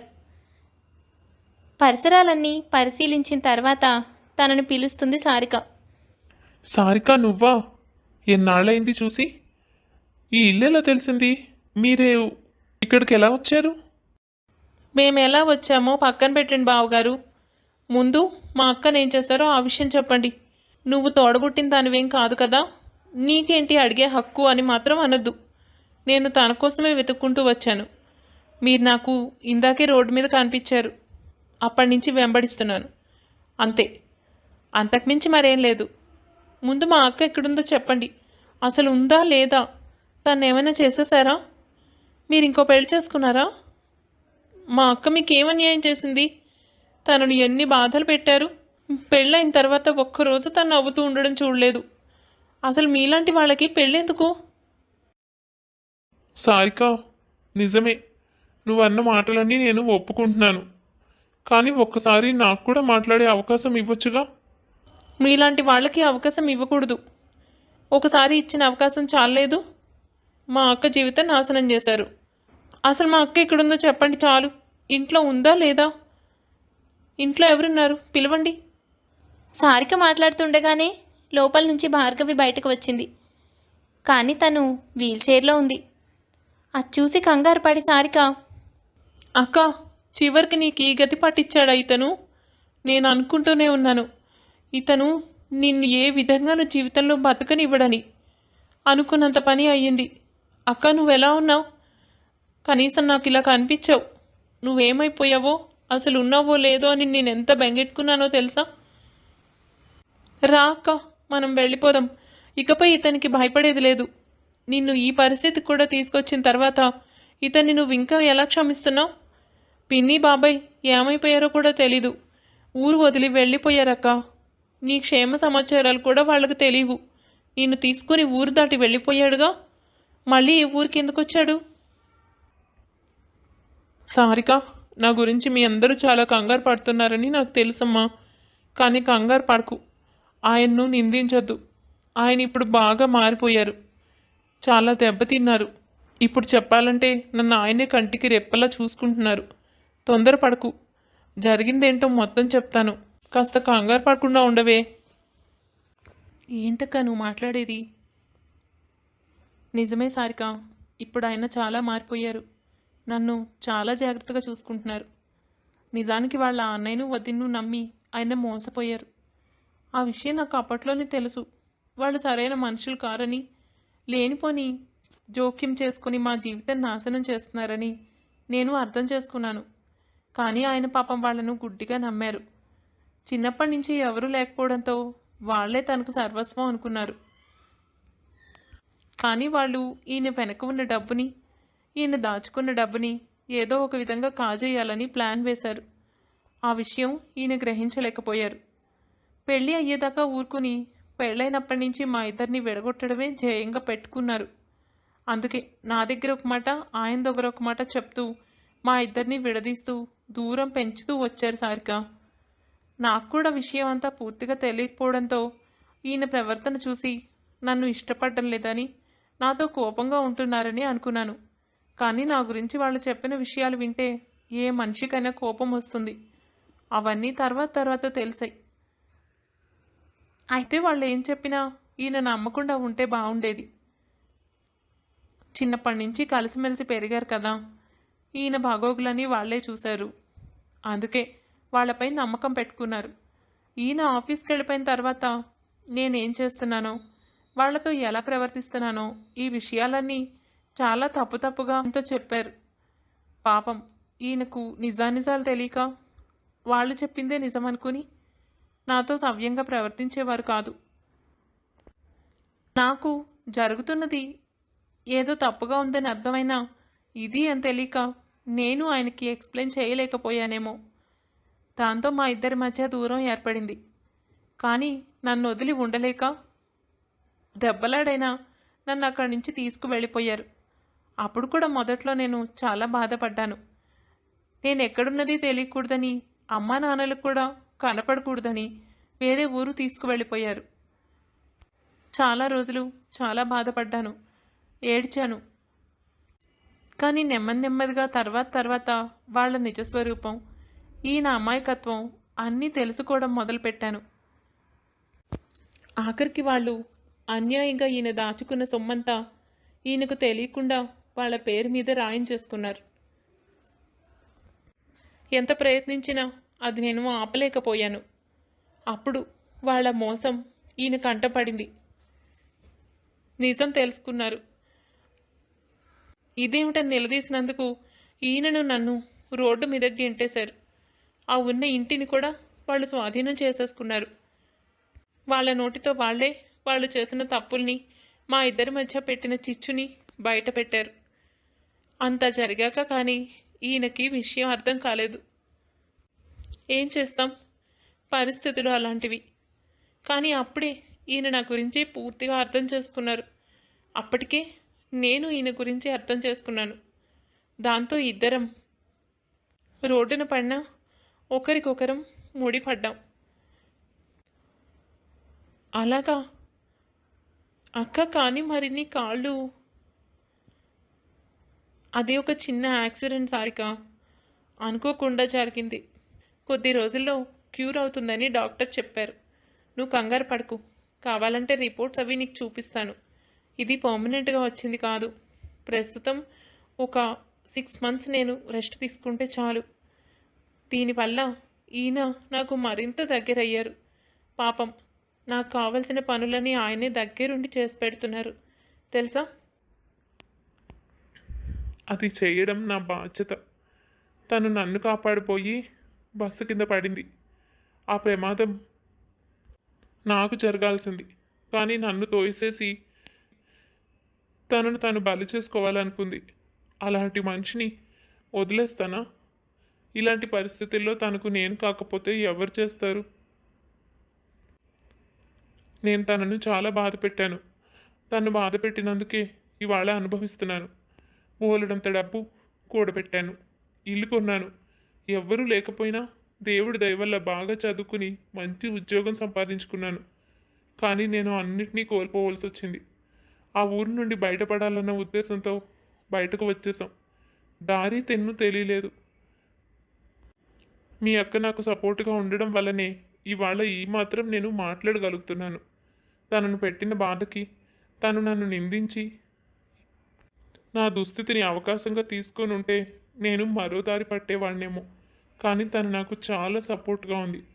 ఇద్దరం కలిసి ఏవో చిన్న ఉద్యోగాలు వెతుక్కున్నాం. కానీ విధి మాకు మరో పరీక్ష పెట్టింది. ప్రమాదవశాత్తు ఈ యాక్సిడెంట్. దాంతో తను ఇలా. కానీ తనకు క్యూర్ అవుతుంది. మంచి ట్రీట్మెంట్ ఇప్పిస్తున్నాం. ఈ సమయంలో నేను తన దగ్గరే ఉండి తనను చూసుకోవాలనే ఉద్యోగం మానేశాను. ఇందాక ఒక కంపెనీకి ఇంటర్వ్యూకి వెళ్ళాను. దాంట్లో అయితే వర్కింగ్ అవర్స్ తక్కువ ఉన్నాయి, పార్ట్ టైం లాగా. కాసేపు పనిచేసినా తనను చూసుకోవచ్చన్న ఉద్దేశంతోనే ఆ ఉద్యోగానికి అప్లై చేశాను. అక్క, ఇలా చూస్తున్నందుకు బాధగా ఉన్నా నిన్ను ఇలా కలవడం చాలా సంతోషంగా ఉంది. నీ జీవితంలో ఇన్ని మార్పులు వస్తాయని నేను ఎప్పుడూ అనుకోలేదక్క. నువ్వేమైపోయావు అని చాలా బెంగపడ్డాను, చాలా బాధపడ్డాను. కానీ నీ జీవితంలో నువ్వు అన్నీ తిరిగి పొందావని చాలా సంతోషంగా ఉంది. మరి పిన్ని బాబాయ్ వాళ్ళని కూడా ఈ మధ్య కలిసాం సారిక. కానీ యాక్సిడెంట్ అయిందని ఇంకా తెలీదు. నెమ్మదిగా చెప్దామనుకున్నాం. తెలుసు మనస్తాపంతో ఊరొదిలి వెళ్ళిపోయారని. ఇలాగే రోడ్డున పడి ఏం చేయాలో దిక్కుతోచినప్పుడు అదే ఊరికొచ్చారు అమ్మ నాన్న. అక్కడే కలిశాను. వాళ్ళకి నా గురించిన విషయాలు తెలిసాయి. పర్వాలేదు, కంగారు పడకు. చివరకు అంతా మంచే జరిగింది. కానీ నీ పరిస్థితి ఇంత బాగా మెరుగవడం నాకు చాలా సంతోషంగా ఉంది. సారీ బావగారు, మిమ్మల్ని తెలుసో తెలియకో చాలా మాటలే అన్నాను. కానీ తన బాధ నేను ఎప్పుడు చూడలేకపోయాను. మా అమ్మలాగా తను నాకు తోడుగా ఉంది. ఒక స్నేహితురాల్లాగా నాతో ఎప్పుడు క్లోజ్గా ఉండేది. అంత దగ్గర మనిషి జీవితం ఇలా అయిపోవడం నన్ను చాలా వేదనకి గురిచేసింది.